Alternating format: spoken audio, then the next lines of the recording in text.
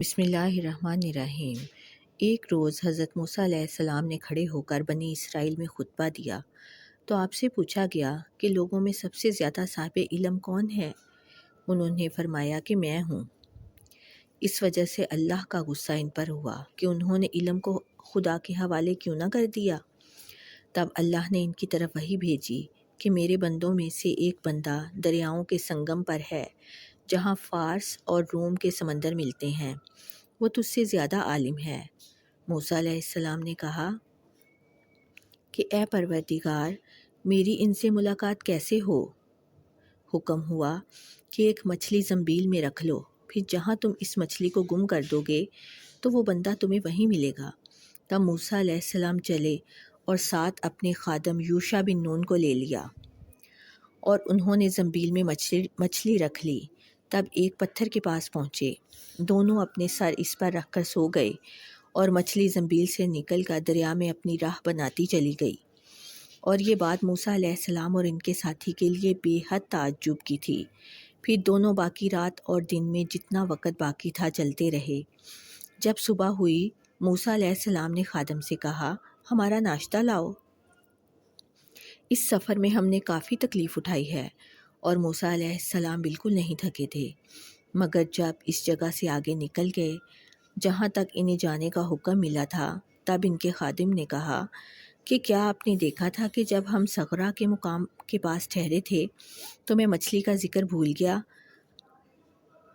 بقول بعض صغرا کے نیچے آب حیات تھا اور وہ اس مچھلی پر پڑا تھا، اور وہ زندہ ہو کر بقدرت الہی دریا میں چل دی۔ یہ سن کر موسیٰ علیہ السلام بولے کہ یہی وہ جگہ ہے جس کی ہمیں تلاش تھی۔ تو وہ پچھلے پاؤں واپس ہو گئے۔ جب پتھر تک پہنچے تو دیکھا کہ ایک شخص کپڑا اوڑھے ہوئے موجود ہے۔ موسیٰ علیہ السلام نے انہیں سلام کیا۔ خضر نے کہا کہ تمہاری سرزمین میں سلام کہاں؟ پھر موسیٰ علیہ السلام نے کہا کہ میں موسیٰ ہوں۔ خضر بولے کہ بنی اسرائیل کے موسیٰ؟ انہوں نے جواب دیا، ہاں۔ پھر کہا کہ کیا میں آپ کے ساتھ چل سکتا ہوں تاکہ مجھے ہدایت کی وہ باتیں بتلائیں جو اللہ نے خاص آپ ہی کو سکھلائی ہیں؟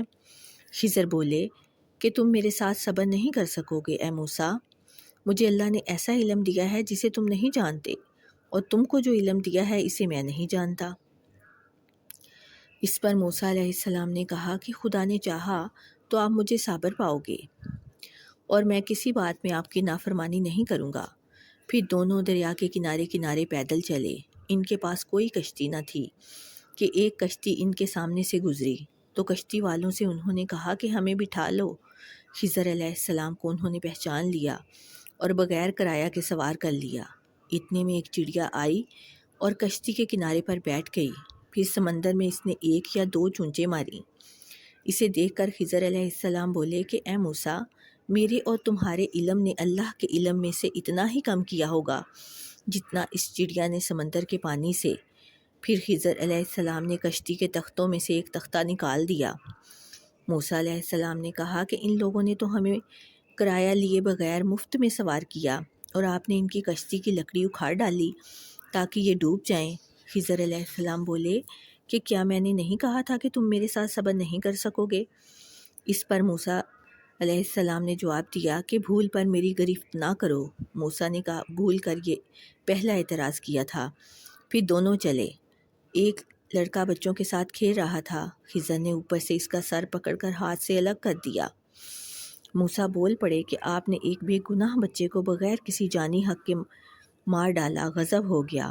خضر بولے کہ میں نے تم سے نہیں کہا تھا کہ تم میرے ساتھ صبر نہیں کر سکو گے؟ ابن عینیہ کہتے ہیں کہ اس کلام میں پہلے سے زیادہ تاکید ہے، کیونکہ پہلے کلام میں لفظ لاک نہیں کہا تھا۔ پھر دونوں چلتے رہے حتیٰ کہ ایک گاؤں والوں کے پاس آئے۔ ان سے کھانا لینا چاہا۔ انہوں نے کھانا کھلانے سے انکار کر دیا۔ انہوں نے وہیں دیکھا کہ ایک دیوار اسی گاؤں میں گرنے کے قریب تھی۔ خضر علیہ السلام نے اپنے ہاتھ کے اشارے سے اسے سیدھا کر دیا۔ موسیٰ علیہ السلام بول اٹھے کہ اگر آپ چاہتے تو گاؤں والوں سے اس کام کی مزدوری لے سکتے تھے۔ خضر نے کہا کہ اب بس ہم اور تم میں جدائی کا وقت آ گیا ہے۔ جناب محبوب کبریا رسول اللہ صلی اللہ علیہ وسلم فرماتے ہیں کہ اللہ موسیٰ پر رحم کرے۔ ہماری تمنا تھی کہ موسیٰ کچھ دیر اور صبر کرتے تو مزید واقعات ان دونوں کے بیان کیے جاتے اور ہمارے سامنے روشنی میں آتے، مگر حضرت موسیٰ علیہ السلام کی عجلت نے اس سلسلے کو جلد ہی منقطع کر دیا۔ محمد بن یوسف کہتے ہیں کہ ہم سے علی بن حشرم نے یہ حدیث بیان کی۔